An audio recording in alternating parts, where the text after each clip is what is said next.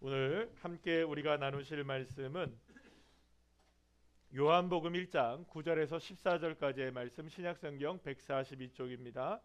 요한복음 1장 9절에서 14절 우리 다 같이 함께 한 목소리로 합독하시겠습니다. 참빛 곧 세상에 와서 각 사람에게 비추는 빛이 있었나니 그가 세상에 계셨으며 세상은 그로 말미암아 지은 바 되었으니 세상이 그를 알지 못하였고 자기 땅에 오매 자기 백성이 영접하지 아니하였으나 영접하는 자 곧 그 이름을 믿는 자들에게는 하나님의 자녀가 되는 권세를 주셨으니 이는 혈통으로나 육정으로나 사람의 뜻으로 나지 아니하고 오직 하나님께로부터 난 자들이니라. 말씀이 육신이 되어 우리 가운데 거하심에 우리가 그의 영광을 보니 아버지의 독생자의 영광이요 은혜와 진리가 충만하더라. 아멘. 할렐루야. 오늘은 요한복음 1장 9절에서 14절까지의 말씀을 가지고 2024년 성탄절 예배의 말씀을 함께 나누도록 하겠습니다. 우리 제목을 함께 다 같이 읽어볼까요? 시작. 참빛이 세상에 오셨습니다.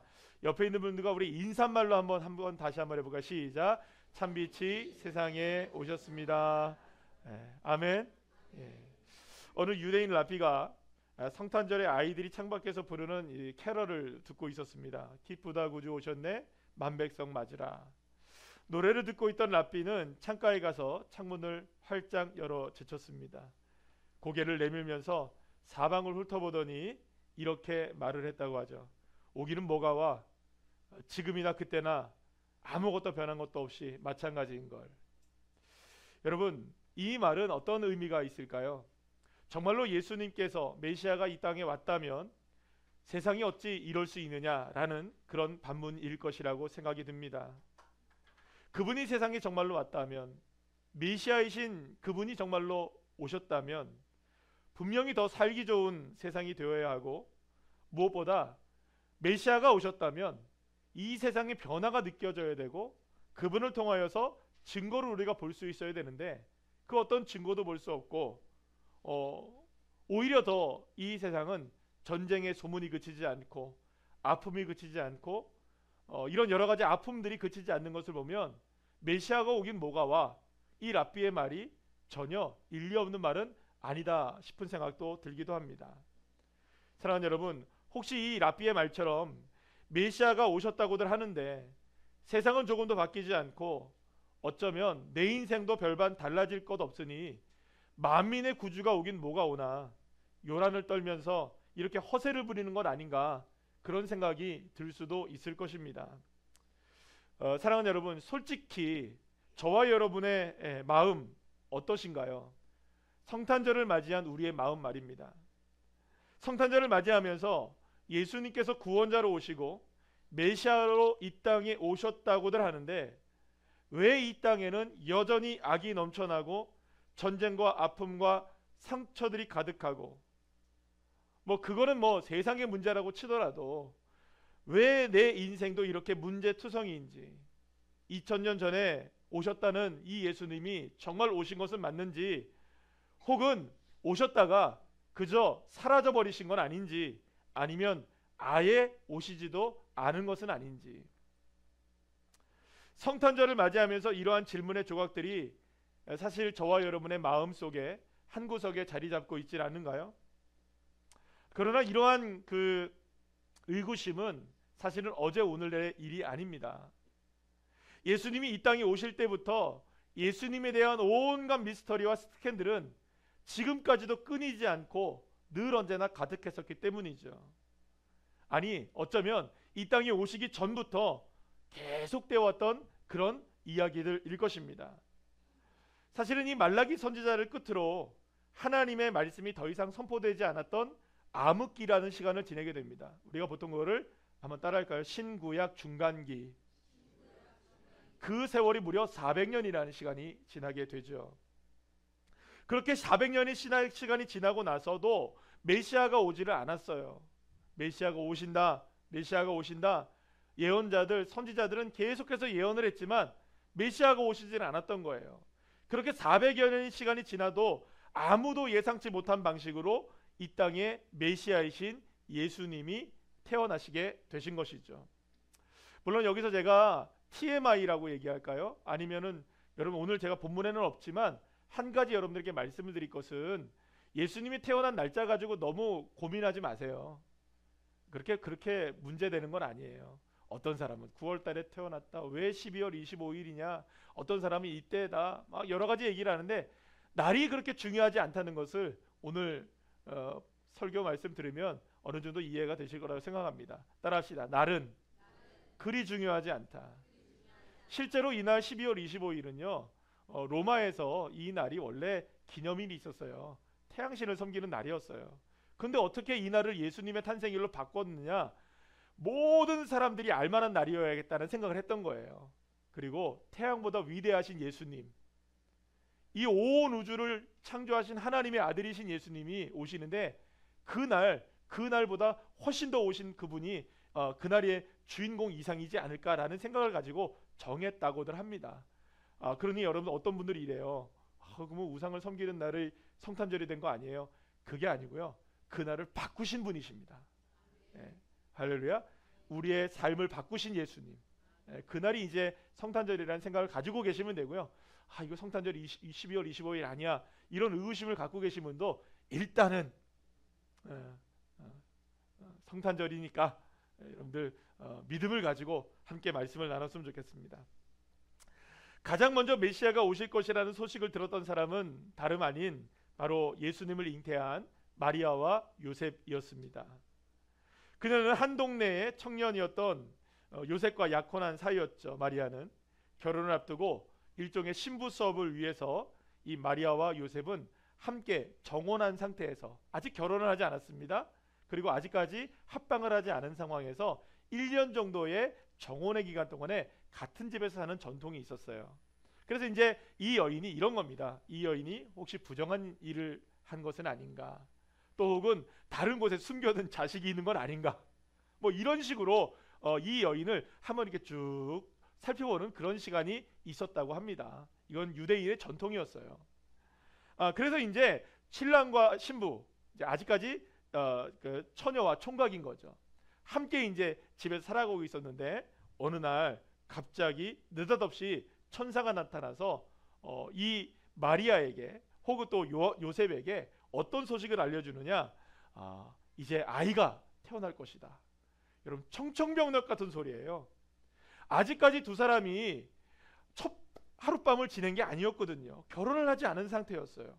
그런데 아이라니, 정말 청천벽력 같은 소리가 이 두 사람에게 천사들을 통하여 전달되게 됩니다. 그리고 이 천사가 나타나서 이 아이의 이름까지 알려줘요. 이 아이 이름을 무엇이라 하라? 예수라 하라. 마태복음 1장 21절 말씀 우리 다 같이 한번 읽어볼까요? 시작. 보라, 처녀가 잉태하여 아들을 낳을 것이요 그의 이름은 임마누엘이라 하셨으니 이를 번역한즉 하나님이 우리와 함께 계시다 함이라. 아멘. 예수의 또 다른 이름이 임마누엘이었던 것이죠. 바로 이제 이 임마누엘이라는 이 이름, 하나님이 우리와 함께 계시다는 이 놀라운 이름, 이 예수라는 이름이 이 마리아에게, 요셉에게 전달되었을 때 요셉도 마리아도 매우 혼란스러운 시간을 보낼 수밖에 없는 겁니다. 여러분 생각해 보세요. 아직까지 서로 합방을 하지 않고 완전한 결혼의 생활을 시작하지 않은 상태에서 아이가 태어날 수 있겠습니까? 그래서 요셉은 마리아와의 관계를 조용히 정리하고자 했어요. 이 여인이 지금 어딘가에서 부정한 일을 했지만 이렇게 그냥 조용하게 끊어내는 것이 이 여인을 위한 일이고 나를 위한 일이겠구나. 그래서 이 여인을 조용하게 관계를 정리하고자 할 정도로 이 일은 매우 혼란스러운 일이었던 거예요. 그뿐만이 아니에요. 예수님이 태어난다는 소식을 처음 듣게 된 사람들에게 이 모든 일들은 다 어마어마한 충격적인 소식으로 다가오게 된 겁니다. 마리아도 요셉도 이런 충격에 휩싸이기는 마찬가지였던 것이죠. 그리고 또 다른 사람들의 충격적인 모습들이 있었어요. 어떤 사람들이냐? 예수님이 태어난다는 소식을 알려준 천사가 알려준 사람들이 있었는데 그들은 누구였느냐? 바로 바로 목동들이었습니다. 이 목동들이 너무나 목동들이 예수님의 탄생을 알게 되었는데요. 이 한밤중에 지나가다가 이 소식을 알려주게 된 것이었어요. 그래서 이들은 갑자기 천사가 나타나서 알려주는 말씀을 이렇게 말씀이 전해집니다. 누가복음 2장 10절에서 11절 말씀 우리 다 같이 한번 읽어볼까요? 시작. 천사가 이르되 무서워하지 말라. 보라 내가 온 백성에게 미칠 큰 기쁨의 좋은 소식을 너희에게 전하노라. 오늘 다윗의 동네에 너희를 위하여 구주가 나셨으니 곧 그리스도 주시니라. 아멘. 여러분 생각해 보세요. 한밤중에 양떼를 돌보다가 자고 있었던 거예요, 목동들이. 그런데 갑자기 천사가 밝은 빛으로 나타나서 그 영광 가운데 천사가 이야기할 때 이 얼마나 이 천사가 알려준 소식에 이 목동들이 놀랬겠어요. 사실은 이 목동들이 이 일을 감당할 수 있는 이야기일까요, 아닐까요? 아니, 목동은 양치는 사람이잖아요. 그런데 갑자기 이 세상을 구원할 메시아가 오신다는 소식이 전달되니 여러분, 이게 목동이 감당될 일입니까? 예를 들어서 오늘 여기에 지금 우리 초등학교 아이들이 있는데, 수연이하고 여기 보니까 안 보인다. 서진이가 있는데, 얘들아 이번에 이렇게 나라와 민족이 좀 어렵단다. 이 상황을 어떻게 했으면 좋겠니? 얘네들이 물어보면 에? 이러죠. 이 아이들이 무지하거나 몰라서 그런 게 아니라 세계가 다른 거예요. 아이의 세계가 있는 것이고 어른의 세계가 있잖아요. 물론 우리나라의 어엿한 국민이지만 목동들이 지금 이 이야기를 여러분들 들었을 때에 자신들이 감당할 이야기일까요? 온 세상을 구원하실 메시아가 이 땅에 오신다. 여러분, 이건 누구 정도가 들어야 될 이야기일까요? 선지자나 제사장이나 뭐 이런 사람들이 들어야 될 이야기인데, 갑자기 양치던 목자가 온 세상을 구원할 메시아가 이 땅에 온다라고 이 이야기를 들었을 때 얼마나 당황스러웠겠어요. 그들은 그들에게 어울리지 않은 미션이 주어진 뜻밖의 상황 가운데, 그래서 성경은 뭐라고 얘기하느냐? 두렵고 무서웠다. 따라합시다. 두렵고 무서웠다. 요셉도 두렵고 무서웠고요, 예수님의 탄생을 알게 된 목동들도 두렵고 무섭기는 마찬가지였던 것이죠. 이러한 사람들만 예수님의 탄생을 알게 된 것은 아니었습니다. 동방의 박사들이라고 불리는 이 사람들, 아마도 이 사람들은 이방인이었을 텐데요, 이방인이었고 별을 연구하는 사람들이었어요. 천문학자이기도 하고 일종의 당시의 주술가이기도 했던 사람들이었습니다. 그런 그들이 갑자기 천체를 관찰을 하다가 이상한 별 하나를 발견하게 되고, 그 별을 따라 동쪽으로부터 지중해 끝자락에까지 오게 되는 일이 벌어지게 된 거예요. 이들은 어떤 일이 일어날지 모른 채 심상치 않은 이 보통의 별과는 다른 어떤 한 별을 따라가서 계속해서 이 동방에서부터 서쪽으로, 동쪽에서부터 서쪽으로 계속해서 그 별을 따라 오게 되었던 것이죠. 예수님이 태어나는 곳에 그래서 이르게 됩니다. 마태복음 2장 9절 말씀 우리 다 같이 한번 읽어볼까요? 시작. 박사들이 왕의 말을 듣고 갈새 동방에서 보던 그 별이 문득 앞서 인도하여 가다가 아기 있는 곳 위에 머물러 서 있는지라. 아멘. 그런데 동방의 박사들은 이 별이 왕이 태어날 징조라는 것을 직감적으로 알게 됐어요. 왕이, 이거는 보통 이게 별이 아니구나.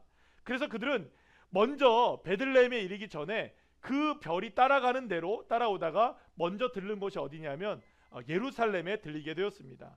왜냐하면 그 예루살렘에는 바로 누가 살고 있었으니까요? 헤롯 왕이 살고 있었기 때문이죠. 이 동방의 박사들은 그렇게 생각을 한 것이었어요. 왕이 태어날 징조의 별이기 때문에 어디로 가는 게 낫겠다. 왕궁이 있는 예루살렘으로 가게 됐던 것이죠. 그래서 그곳에서 누구를 만나게 되느냐? 이 헤롯 왕을 만나게 되는데, 아니, 헤롯 왕에게는 왕자의 기미가 보이지 않는 거예요. 왕자가 태어나지 않는 거죠. 이 소식을 듣게 된 헤롯 왕은 당황할 수밖에 없어요. 왜냐하면 아니, 왕이 태어나지도 않는데 왕이 태어날 별이 빛난다? 여러분, 이거는 왕으로서는 상당히 심각한 얘기죠. 별로 심각한 얘기가 아닌 거죠. 왕이 있는데, 내가 짐이 왕인데, 아니 왕이 태어나? 그리고 내 아들이 태어난 것도 아닌데 이게 무슨 일이지? 긴장할 수밖에 없는 거예요. 내가 왕인데 도대체 누가 왕으로 이 땅에 태어나는가? 그래서 헤롯은 동방의 박사들에게 이렇게 넌지시 얘기를 합니다. 우리 다 같이 한번 읽어볼까요? 시작. 유대인의 왕으로 나신 이가 어디 계시냐? 우리가 동방에서 그의 별을 보고 그에게 경배하러 왔노라 하니 헤롯 왕과 온 예루살렘이 듣고 소동한지라. 아멘. 이 소문은 삽시간에 온 예루살렘을 뒤덮게 됩니다. 급기야 대제사장들과 서기관들이 모여서 의논까지 하게 됩니다. 동방의 박사들이 맞다면 그 아기는 필경 메시아일 것인데, 그렇다면 그 메시아는 예루살렘이 아니라 어디서 태어난다라는 것을 이 대제사장들과 서기관들이 딱 이야기하게 되려면 베들레헴에서 태어납니다. 정확하게 그들은 알고 있었던 거죠. 그뿐만이 아닙니다. 예수님이 태어나기 바로 직전 마리아와 요셉은 호적을 하기 위해서 베들레헴으로 향하고 있었던 상황이었어요. 산딸이 된 마리아는 힘겨웠고 방을 구할 수가 없었던 요셉은 어쩔 수 없이 허름한 마구간에서 하루를 머물게 됩니다. 그런데 바로 그곳에 마리아의 태의 문이 갑자기 열리게 되었고 아기가 태어나게 된 것이었어요. 여러분, 이 모든 일들이 갑작스럽게 일어난 일입니다. 준비되었을까요? 아니에요. 그 누구도 준비되어 있지 않았어요. 아무 대책도 없이 아기가 태어난 것이었어요. 사랑하는 여러분, 예수님이 태어나기 1년 전부터 당사자인 마리아와 요셉이 그랬고, 태어날 때에도 그곳은 정상적인 장소가 아니었어요. 여러분, 어디서 태어나셨어요? 방에서 태어나신 분? 나는 방에서 태어났다. 마구간에서 태어나신 분? 혹은 여물통에서 태어나신 분? 병원에서 태어나신 분? 그럼 어디서 태어나셨어요, 여러분들? 손 안 드신 분들은? 별이 되어 이 땅에 오셨나? 다 어디서 태어나셨어요? 병원. 어느 병원? 시작. 몰라요? 보람병원? 울산 사람들은 대부분 보람병원에 태어났어요. 네. 수연이는 어디서 태어났어요? 로즈메디. 서진이는 어디서 태어났어? 맘스병원. 나는 현대의원. 서울 마포구 신수동에 있는.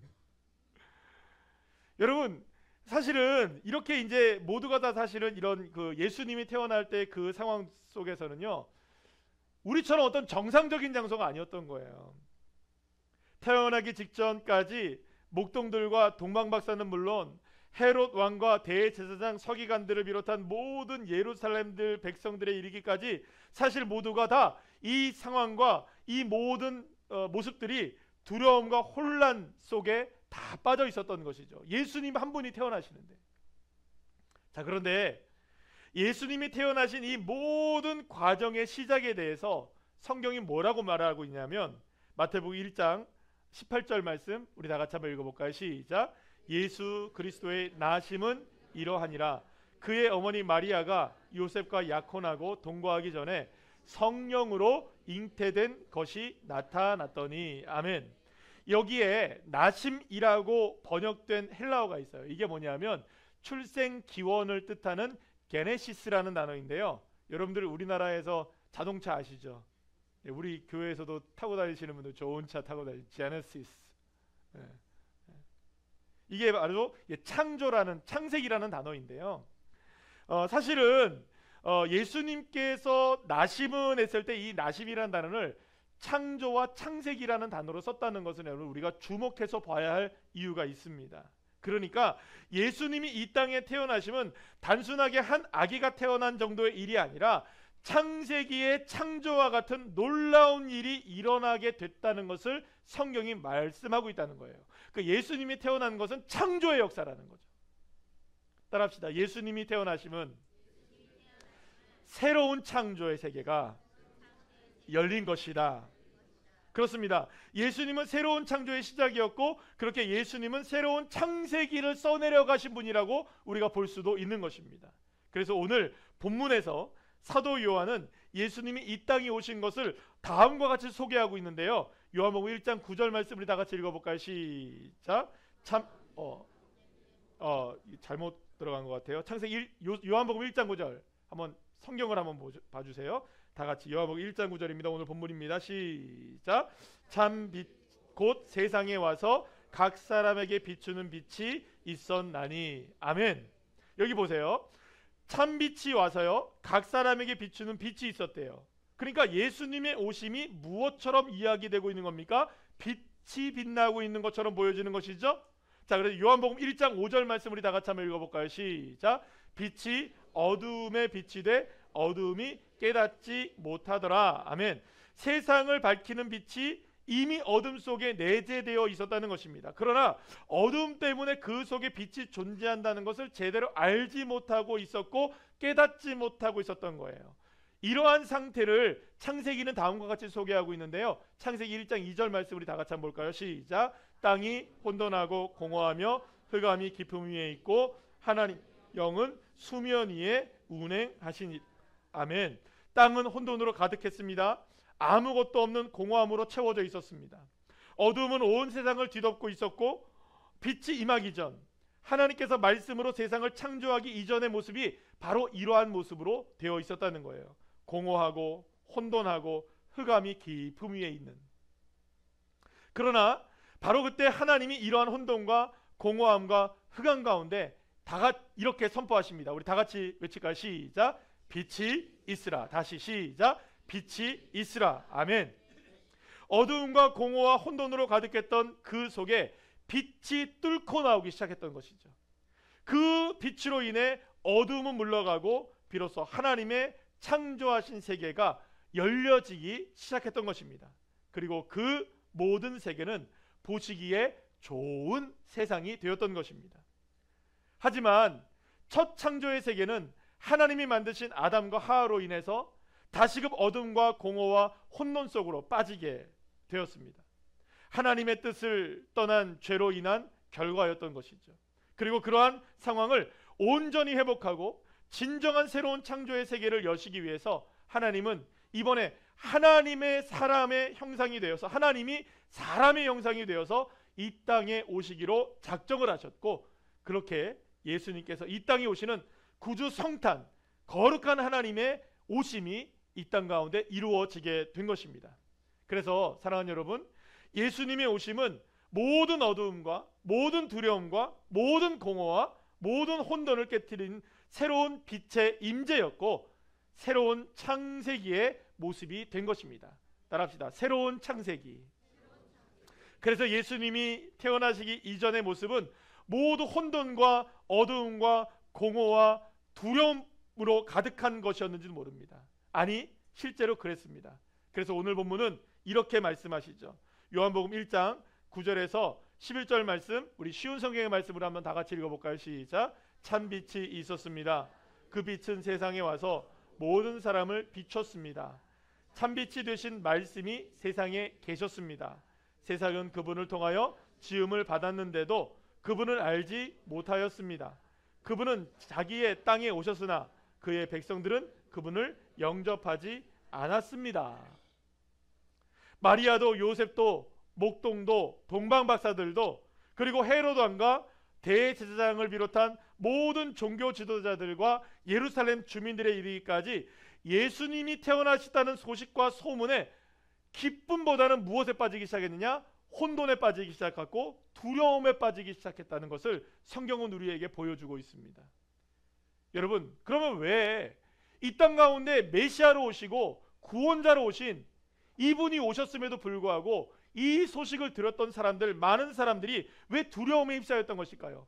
기대감이 아니라, 감사함이 아니라, 소망이 아니라 오히려 두려움에 빠지고 혼돈에 빠지게 된 이유는 무엇일까요? 그것은 따라합시다. 예수님을 제대로 알지 못했기 때문이다. 그런데 바로 여기에 오히려 하나님의 은혜가 숨겨져 있다는 것을 우리가 알게 됩니다. 사랑하는 여러분, 예수님의 오심이 어두움을 밝히는 빛이 되신 것은 우리의 삶에 드리워져 있는 삶의 모든 두려움과 어두움도 참 빛이신 그분 앞에는 힘을 잃게 된다는 진리를 우리에게 말씀해 주고 있는 것이에요. 여러분, 고난 가운데 있었던 욥이 다음과 같이 고백하는 것을 보게 됩니다. 욥기 23장 3절 말씀인데요, 우리 다 같이 읽어볼까요? 시작. 그때에는 그의 등불이 내 머리에 빛이었고 내가 그의 빛을 힘입어 흑암에서도 걸어 다녔느니라. 모든 것을 다 잃고 이루 말할 수 없는 고통 속에서 하루하루를 보내고 있었던 욥은 자신이 지금 겪고 있는 이 암흑의 시간 속에서도 주님의 빛을 힘입어 뚜벅뚜벅 걸어가겠다고 고백을 하고 있는 것입니다. 물론 그렇게 길을 걸어가다 보면, 어두운 길을 걸어가다 보면 넘어지기도 하고 때로는 쓰러지기도 하고 무릎이 깨지기도 하고 온몸에 상처가 날 수도 있을 것입니다. 때로는 그런 어두운 길을 걸어가면 낙심이 되기도 하고 포기하고 싶은 마음이 들 수도 있을 것입니다. 그러나 바로 그때가 어떤 때이냐? 그래도 주님의 빛을 힘입어 흑암에서도 걸어가겠다. 시작. 주님의 빛을 힘입어 흑암 중에서도 걸어가겠습니다. 할렐루야. 바로 그렇게 고백할 때 비로소 우리의 삶에는 새로운 창세기의 역사가 시작되고 예수 그리스도를 통해서 새롭게 써내려가는 새로운 삶의 역사가 시작되는 것입니다. 자, 그래서 오늘 본문 12절 14절 말씀 우리 다 같이 한번 볼까요? 시작. 영접하는 자 곧 그 이름을 믿는 자들에게는 하나님의 자녀가 되는 권세를 주셨으니 이는 혈통으로나 육정으로나 사람의 뜻으로 나지 아니하고 오직 하나님께로부터 난 자들이니라. 말씀이 육신이 되어 우리 가운데 거하심에 우리가 그의 영광을 보니 아버지의 독생자의 영광이요 은혜와 진리가 충만하더라. 아멘. 사랑하는 여러분, 예수님을 믿으세요. 아니, 예수님 믿고 있는데 왜 그 말씀하세요? 아니요, 철저하게 믿으세요. 예수님을 영접하세요. 비록 오늘의 삶이 힘겹고 또 지쳐있다 할지라도 예수님이 내 삶의 모든 흑암과 공허함과 두려움과 공포와 혼돈을 빛으로 물리쳐 주실 것을 믿으세요. 사실 그것이 성탄절이 우리에게 필요한 이유입니다. 그리고 그것이 주님이 이 땅 가운데 오신 목적이기도 하니까 말입니다. 그래서 사랑하는 여러분, 예수님의 성탄은 우리에게 모두에게 놀라운 은혜가 됩니다. 예수 그리스도를 구주로 믿고 고백할 때마다 그때야 비로소 우리의 삶의 흑암은 떠나가고 빛으로 오신 예수님을 통하여 새 생명의 길이 열려지기 때문입니다. 사랑하는 여러분, 예수님이 이 땅에 오셨을 때 그 어떤 사람들도 두렵지 않은 사람이 없었어요. 아기 예수가 탄생했는데도 이 세상은 벌벌벌 떨고 있는 거예요. 왜요? 빛으로 오셨으니까. 어두움이 물러날 수밖에 없으니까. 그래서 여러분들, 예수님을 맞이했던 사람들은 두 부류의 모습이 있는 거예요. 기뻐하고 경배하느냐, 두려워하고 실망하고 좌절하느냐. 때로는 우리가 두렵고 실망하고 좌절할 수 있을 것입니다. 그러나 주님이 이 땅에 오셨다는 것은 그 두려움을 몰아내고 우리의 삶에 기쁨을 허락해 주신다는 것, 이 믿음의 결단으로 나아갈 수 있는 길을 누가 열어주셨느냐? 예수가 열어주셨다는 것이죠. 빛으로 오신 거예요. 숨겨져 있던 빛이 드러난 것입니다. 그래서 여러분들, 임마누엘이라는 것이죠. 따라합시다. 임마누엘. 임마누엘이 뭡니까? 따라합시다. 하나님이 나와 함께 하신다. 아멘이십니까? 그러나 그냥 함께 하시는 게 아니에요. 참빛으로 함께 하시는 거예요. 쓰러지지 않는 빛, 숨겨지지 않는 빛. 그러니 사랑하는 여러분, 이 땅 가운데 어두움이 임한다 할지라도, 공허함이 우리에게 몰려온다 할지라도 두려워하거나 놀라지 마세요. 어쩌면 지금 우리나라 21세기에 정말 우리나라 지금 잘 나가고 있었잖아요. 그죠? 갑자기 이런 일을 우리가 당했을 때 얼마나 우리 모두가 다 마음이 아픕니까? 왜 이런 일이 우리나라 민족 가운데 다시금 있어야 되는가? 왜 다시금 우리를 이렇게 서로를 향하여 아픔을, 상처를 주는 민족으로 다시금 나가야 하는가? 2024년 우리가 12월을 맞이하면서 뜻밖의 상황을 우리가 맞이했지 않았습니까? 그렇기 때문에 이 시기야말로 진정한 샬롬이 임해야 하고 평화의 왕으로 오신 예수가 필요할 때가 언제입니까? 이 시대입니다. 여러분, 그렇다면 이 땅에 있는 수많은 이 공허함과 아픔들도 오직 주님을 왕으로 인정하고, 주님 우리의 왕이십니다, 주님만이 참 평안이십니다, 이 믿음의 고백이 있을 때 어둠은 물러가고 빛으로 이 세상이 회복의 역사가 일어나게 될 줄로 믿습니다. 그러니 사랑하는 여러분, 겁내지 마세요. 두려워하지 마세요. 그러니 여러분, 나의 인생 가운데도 혼돈이 몰려왔다 할지라도 무릎 꿇지 마세요.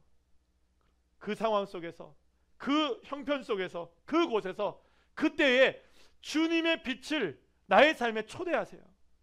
그러면 문득, 사랑하는 여러분, 동방박사가 우리를 향해서, 예수님을 향해서 왔던 것처럼, 빛을 따라와서 예수님에게 경배를 했던 것처럼, 그렇게 이끌어 주었던 것처럼 캄캄한 밤하늘에 떠 있는 그 별이 저와 여러분의 삶을 인도해 주셔서, 목자들을 인도해 주셨던 것처럼 우리의 삶도 인도해 주셔서 새로운 새 창조의 세계로 저와 여러분을 입성하게 해 주실 것입니다.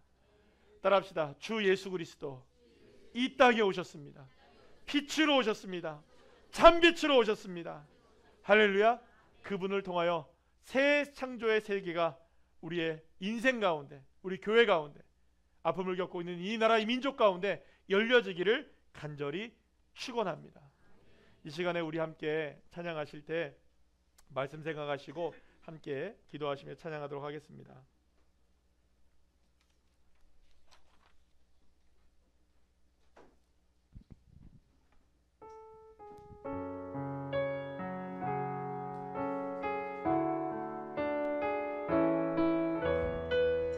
이 찬양은 여러분들이 불러보신 분들도 계실 것이고 아마 낯선 분들도 계실지 모르겠지만 이 땅 가운데 지금 우리에게 가장 필요한 것, 이 시대 속에서 가장 필요하신 분은 정말로 평화의 왕으로 오신 예수님이십니다. 우리가 믿는 바, 붙잡는 바 예수님이 아니시면 이 문제를 해결하실 수가 없으십니다. 여러분, 우리가 함께 엄중한 시대 속에서 살아가고 있지 않습니까? 우리는 그동안 어떻게 보면 그런 생각들을 많이 했습니다. 현대사를 지내오면서 우리는 자부심을 느꼈습니다. 굴곡진 현대사 속에서도 이 땅이 정말 성숙한 민족으로 자라날 수 있었고, 경제적으로는 여러분 세계 10위권 안에 들어가는 어마어마한 부를 누리게 되는 나라가 되기도 했어요. 그러나 그 가운데 보이지 않는 많은 다툼과 아픔들이 내재되어 있었고, 그것이 어쩌면 40여 년 만에 다시금 이 나라에 일어나지 않아야 될 일이 일어나는 시대를 우리 모두가 다 겪게 되었습니다. 어쩌면 기성세대의 한 사람으로 우리 자녀들 세대에 참 미안하다는 생각을 많이 해요. 이 아이들은 이런 세대를 겪지 말았어야 되는데, 우리 부모님 세대, 우리 선배님 세대들이 겪었던 일들을 이 시대에 우리 아이들이 다시금 겪게 되었구나. 그러나 모든 것은 전화위복이 될 줄로 믿습니다. 한국교회가 더 깨어 기도하고 하나님이 이 땅을 사랑하신다는 것을 우리 모두가 기억하며 기도할 때, 사랑하는 여러분, 평화의 왕으로 오신 주님, 이 아픔들, 모든 것들이 이제 주 예수의 은혜로 덮어지게 해주시고 평화의 강물이 흘러서 이 땅을 치유하시고 회복시켜 주시는 놀라운 역사가 일어날 수 있도록 우리 함께 이 찬양을 부르시면서, 특별히 우리가 성탄절을 맞이하여서 나라와 민족을 위해서도 함께 기도하는 시간을 가지면 좋겠다는 생각이 듭니다.